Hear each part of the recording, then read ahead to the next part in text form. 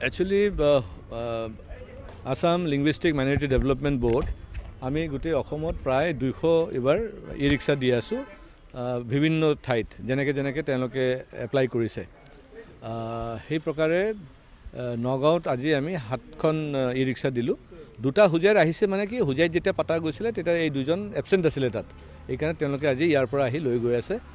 আজি জাগিৰোডত দিয়া গৈছে জাগিৰোডত 19টা মৰিগাঁও আৰু জাগিৰোড মিলি পেলাই 19টা ই-ৰিক্সা তাতে দিয়া গৈছে তেনেকৈ আমি এতিয়া 20 তাৰিখে হাইলাকান্দি মানে কাছাৰ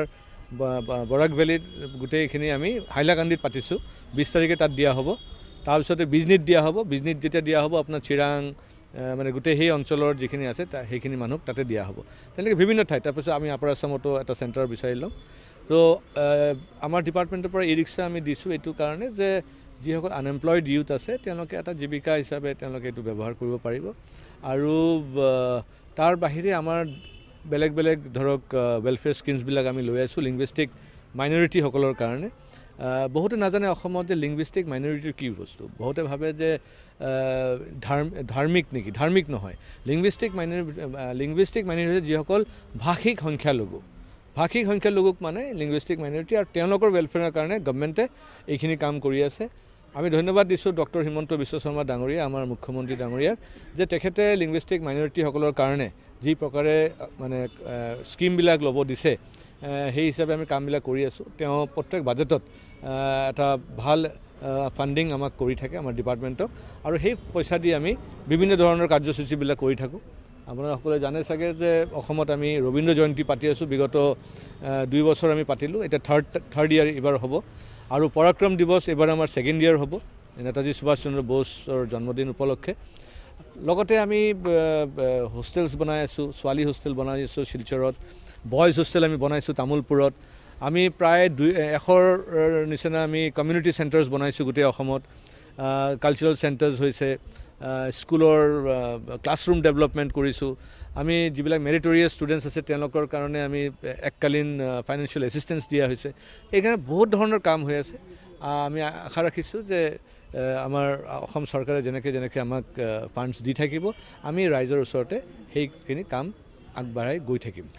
এইখিনি ই-ৰিক্সা যিহেতু বিনামূলীয়াকৈ দিয়া হৈছে ইয়াত নিয়ম নীতিসমূহ কেনেধৰণে ডিছকাউণ্ট মানে ছাবচিডি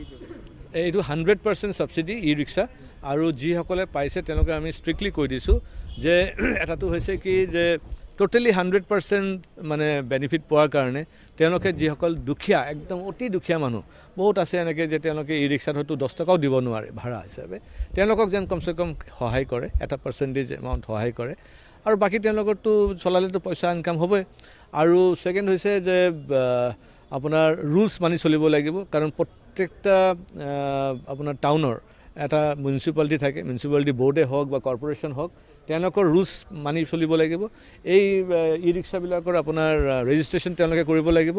আৰু যদি লাইচেন্সৰ প্ৰয়োজন হয় তেতিয়া তেওঁলোকে ড্ৰাইভিং লাইচেন্সটোও ল'ব লাগিব সেইকাৰণে কোনো ৰুলছ যেন তেওঁলোকে